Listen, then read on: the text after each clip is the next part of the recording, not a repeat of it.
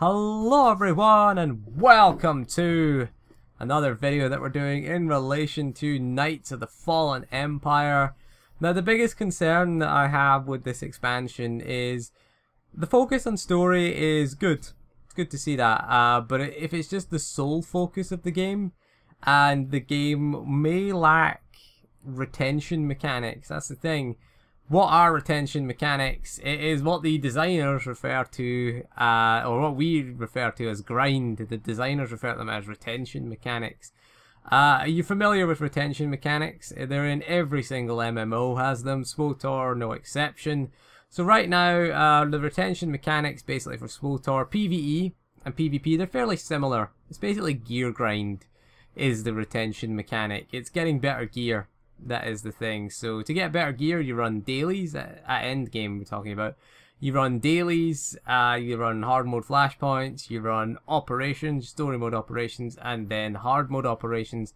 That's the gearing path. PvP is fairly similar, except you run PvP to get PvP. You run normal war zones to get PvP gear, and then you run ranked war zones for, I don't know why you'd want to run them, but again, it's fairly similar in PvP. It's the same kind of carrot on a stick type method, and these are what keep you subscribed to the game. They are designed that way. They are deliberately designed that way. Why do you think commendations have a weekly limit? Elite comms and ultimate comms have a limit that you can earn per week. PvP comms, the limit is getting drastically removed in 3.3, but they do have a limit as well. You know, these limits exist to keep you playing. They're there so that you'll come back next week. And MMOs need this, especially subscription. We're going to need a subscription to play this expansion. So, yeah, if they want us to come back, then, you know, because that's the way MMOs, they have to keep the player base. Because if you look at single player RPG, which we are becoming kind of in 4.0, we'll call it, we are becoming a single player RPG. Then, you know, what do you do when you finish a single player RPG? You generally go and trade it in, or you uninstall it.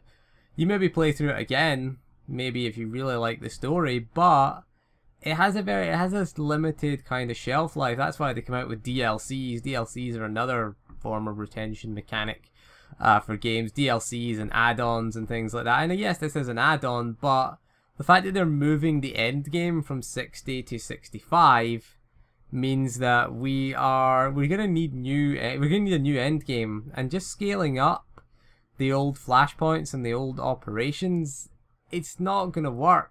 I mean, you can see by the footage I'm running EV. This is Eternity Vault Nightmare with just a group of random people. I deliberately didn't ask for class roles.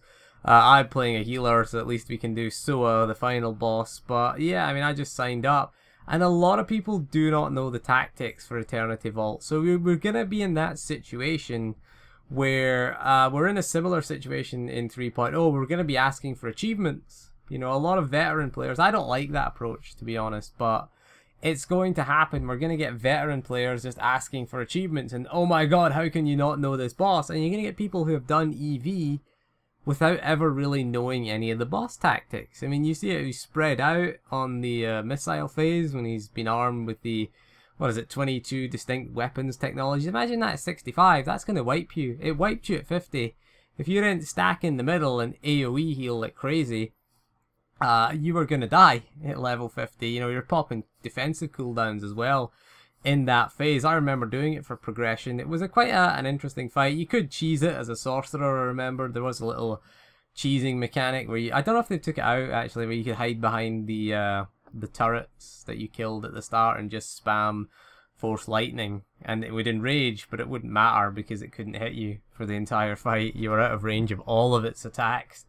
That boss, when you move on to Garge as well, Garge was a pain in the arse for melee. And it was all about keeping the uptime on Garge, because I remember doing it for progression. It always had quite a tight enrage timer, Garge. It has been nerfed, of course. I mean, the enrage timer got increased. The amount of time you got to do it got increased a lot throughout the game. And again, of course, we over-leveled it now. So it's irrelevant, absolutely irrelevant now. And SOA is the big one. SOA, the problem is with a fight like SOA, if you remember back when you did it at level 50, healers only had one AoE heal, and the sorcerer healers were awesome in that fight. In fact, for progression, we took 2 sorc healers for that. You know, just for the phase where you fall down the platforms, you go down the platforms. Right now, you know, every healer has so much AoE healing, so if you imagine that scaled up to 55, it's going to be trivial. It's going to be a completely trivial phase right now, and you've got the lightning balls, which never really did a massive amount of damage. If you compare the lightning balls to something like Mass Barrage now, where everything is everywhere and everyone's getting hit by everything, still people die in that in story mode pugs, but if you compare it to something like that, it is a step backwards. It is a step backwards for the game, because our classes are not balanced around that content like they were at level 50. We have so much more abilities. We can cast while moving, so DPS checks aren't going to be as big an issue. You get those big sort of circle things that appeared, and they would cause you damage if you stood in them. But right now, you know, if you were channeling Blazing Bolt, or Unload as it was back then, you moved out of it, you lost the channel if you were an Arsenal mercenary. Right now, you just keep moving while Blazing Bolts is up, and so they're going to have to be careful how they tune these ops. They're going to have to be very, very careful. They could make them ridiculously easy. You know, they're ridiculously easy right now, but people who know the mechanics are going to find these, you know, in guilds who have cleared them when they were current content, are going to find this too easy. You know, that's the thing. Or the other end of the coin is they tune them up to be ridiculously hard. And if they're going to tune them up and add mechanics, then why bother rehashing them? If you're just going to add new mechanics to these fights, why not just make a new raid? Why bother, you know, adding new mechanics? So I don't think they will add new mechanics. It's the same with the flashpoints. Again, our classes just aren't balanced. Hopefully they'll unnerf Lost Island, and we'll have that at least. So, I mean, I guess you could say the good things are we could just do away with difficulties for raids, because we'd have 9 raids right now at endgame at level 65. If you imagine all the raids go to 65, then we could have 9 raids at level 65. You could have tier 1, which would be, I guess, Eternity Vault, Karagas Palace, Terror from Beyond would be your first tier, which would be for your like pug tier in the group finder.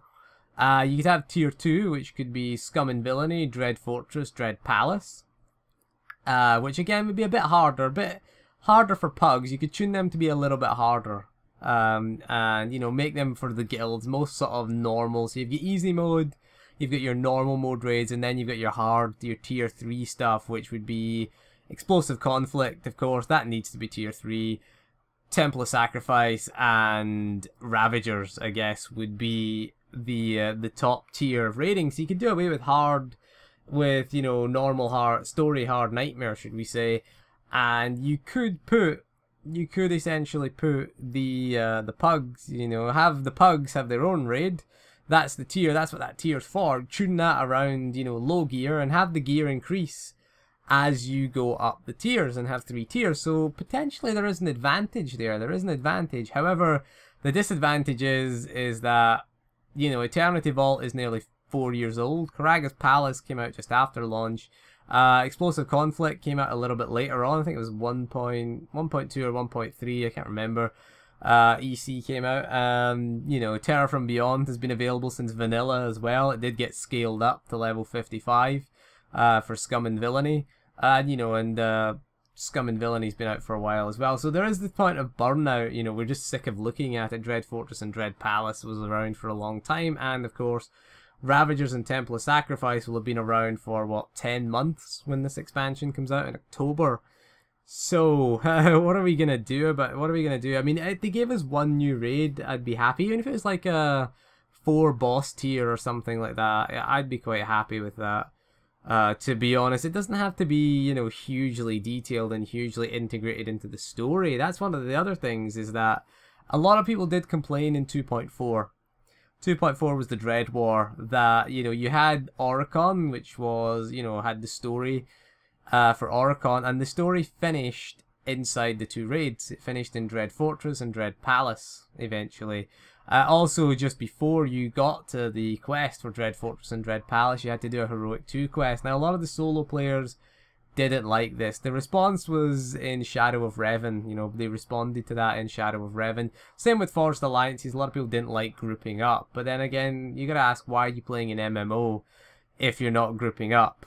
You know, if you think about SWTOR and the direction we're heading, it's kind of EA's wet dream, if you think about it.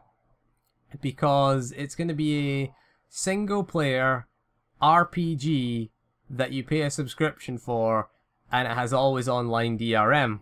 Think about it. I mean, you know, the EA executives probably, you know, they're probably nursing a semi right now, the EA executives, hearing that, you know, because, you know, we can't afford to neglect multiplayer.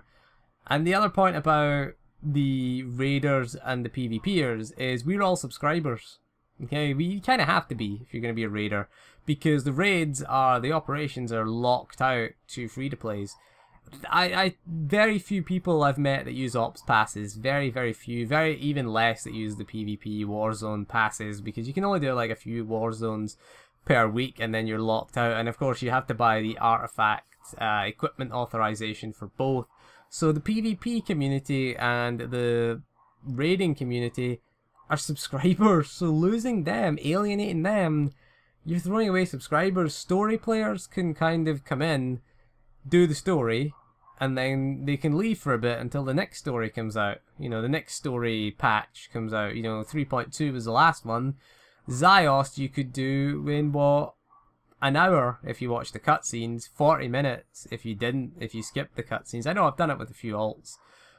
You know, most of your alts you end up just skipping the cutscenes. So again, for this new story, it's going to be a lot of people saying on the forums that it is just going to be a Mass Effect ripoff. So we got the interview they did after, they did it on IGN. I caught the interview on Polygon, the text-based one, after that. That's why I didn't mention it in the video, because I hadn't seen it, because it was just after that went off I recorded the video and was rendering the video by then, so I couldn't do any edits to it. So I was getting ready to upload the video. Basically at that point it was done. You know, it was done. I had to do it quickly as well. That's why it's only I think it's only 720p because again we wanted to render it quickly, not then rendering it at 1080p. And it wasn't really video content that was important in any way. It was more the audio content, more my opinion really, that was the point that we wanted to get across for that video. So that's why it's 720p and not 1080p at 60 frames a second. Because, yeah, render half the frames, render smaller frames, renders quicker. You know, this one we can take our time with, at least. So, yeah, that was, I think it was one of the major issues is that these people are subscribers. I want to ask the question to story players, what do you do at endgame? I'm just curious to know. Because what have you got? I mean, on my main character, right, which I rarely play these days, because of, you know, there's very little content that's actually really relevant to my Scoundrel Healer and my Commando Healer. So what I've done on them is well, the Scoundrel at least, I have done my class story quest, all 3 chapters. I have done McKeb, did Rise of the Hutt Cartel. I have done all of Shadow of Revan story quest. I have done Ziost story quest. And I am sitting, and I've done, you know, obviously I've done the raids because it's a raiding class. I've done, you know, both raids and story mode, progressing through hard mode right now.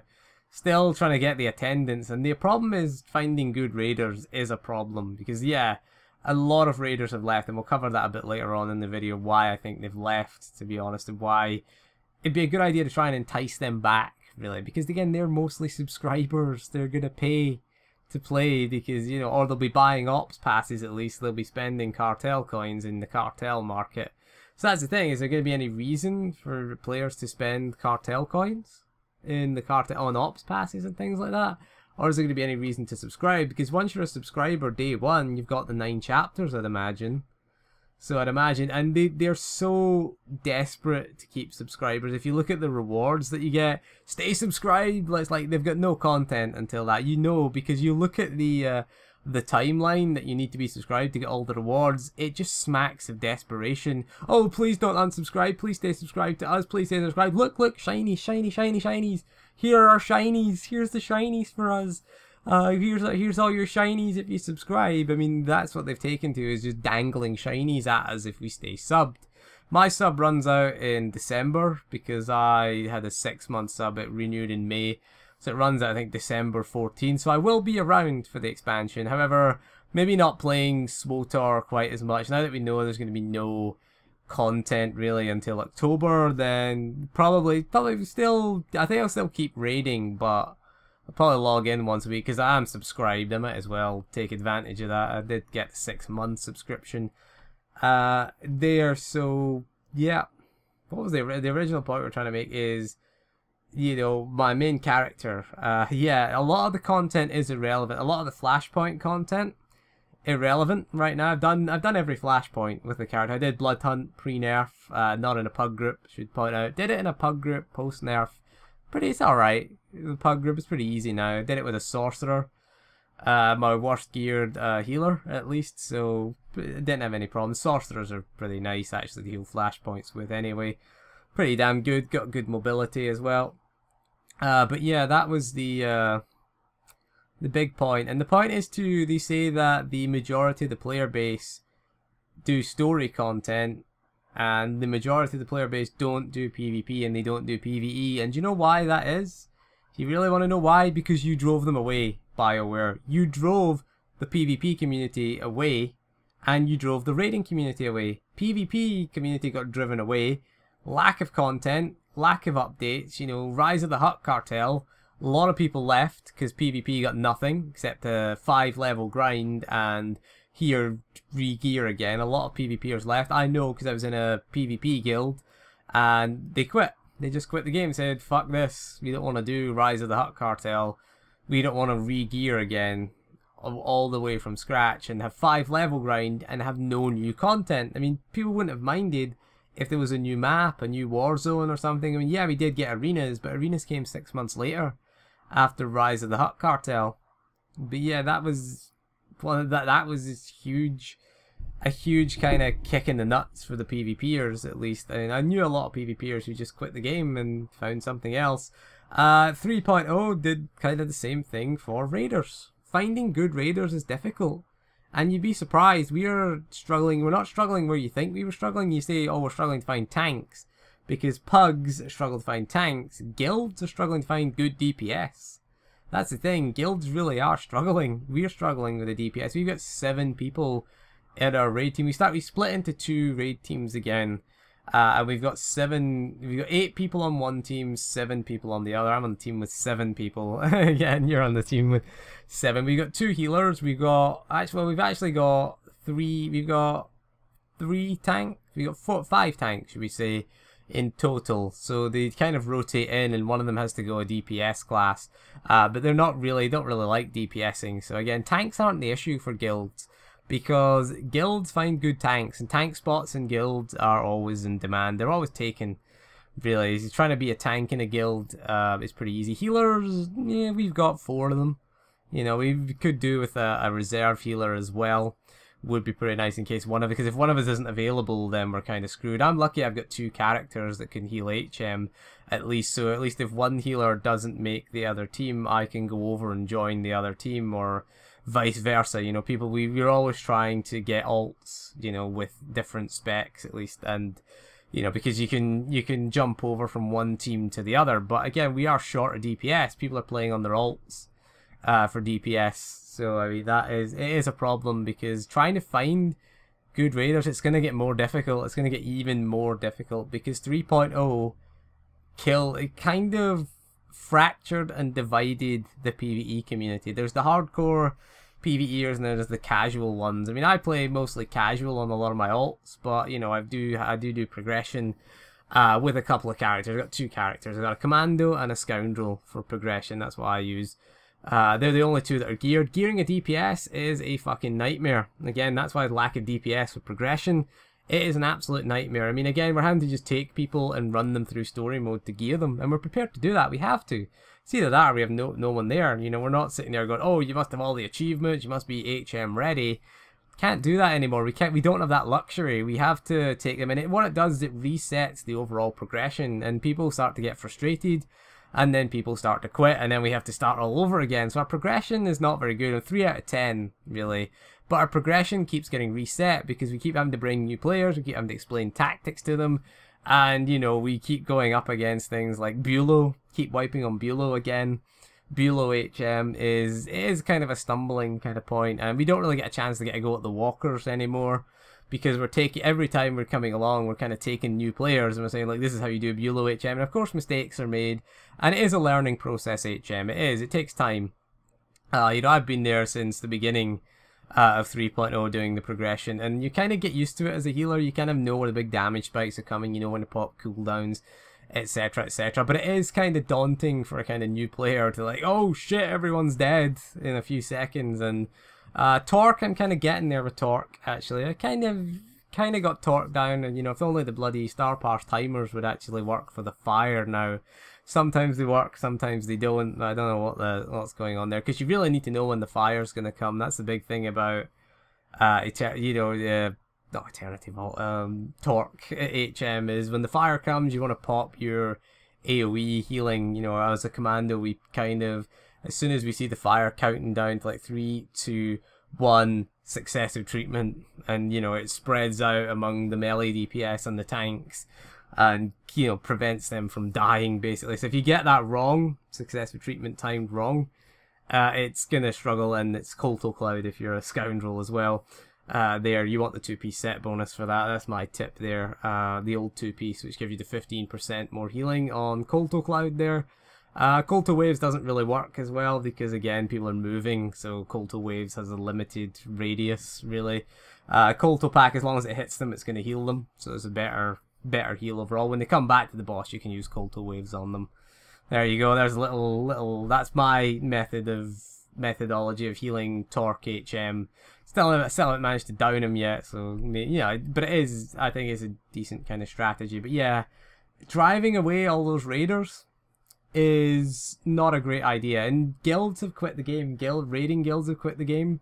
I know I've spoke to a few people about this. Some people have contacted me in game. People have messaged me on Twitter, on YouTube, and said, yeah, we're in the same boat. We're in the same boat. My guild quit, so I just do PvP. Someone said to me, that's all they do. Right now is PvP. Again, you're getting nothing new by the looks of it. Nothing new. I mean, what are they doing? Are we going to be unified as a faction? Basically, are we going to unify the... because the Republic and the Empire are going to collapse. We know that. You know, we kind of know that. And we're going to get frozen in carbonite. We're going to wake up a few years later, I guess, after the fall, or the Republic's going to fall while we're in carbonite, and we're going to wake up years later to this new empire that is going to rise. I don't know about Vitiate, what's happening with him. You know, maybe he's controlling this, you don't know. But yeah, it's going to be interesting to see where we go from here. And also the instant level 60 is pretty bad, I think. You know, we don't want that. I mean, we have 12 times XP, because right now 12 times XP means jack shit. Pointless. And I mean, someone asked me, are you going to continue your Let's Level series? And the answer is, what's the point? You know, that's the answer. What's the point? You know, we're going to get an instant 60. I just delete the character and recreate them at 60. I take it you're going to get probably one for your account as a subscriber, and they'll probably sell it in the cartel market. They'll do that, because it's EA. You know, we know who this company is. The publisher is EA. You know, any chance to make a quick buck, you know, is EA. So they're going to sell level 60s in the cartel market, much like Blizzard does in World of Warcraft. You can buy a level 90. I also saw that Rift, with their expansion, you get a max level character with that as well. So it seems to be the thing. It seems to be the trend. Or not a max level, whatever the previous max level was. But yeah, you tend to get that for the expansion. You just want to rush you into the expansion, and you burn out all the quicker, I find. But yeah, 1 to 55 content is going to be a ghost town. It's just going to be a complete ghost town, and flashpoints, sort of 1 to 60, should we say, is going to be pointless. Or 10 to 60, really, as you hit flashpoints at level 10.